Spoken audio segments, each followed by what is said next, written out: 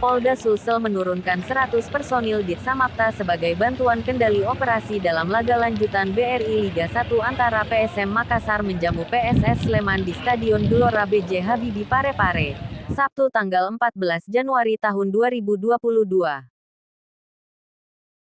Betul, jadi ini permintaan dari Polres Parepare, ya, jadi kita dari Direktorat Samapta Polda Sulsel mengadakan bantuan yaitu BKO Polres Parepare untuk pengamanan dalam laga lanjutan dari untuk Ditsamapta diturunkan 100 orang ya, sesuai dengan permintaan BKO dari Polres Parepare.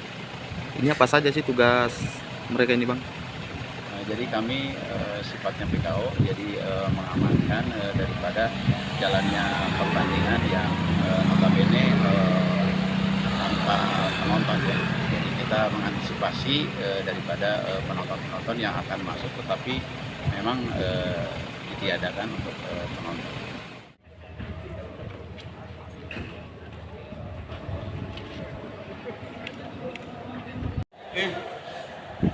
Teman-teman.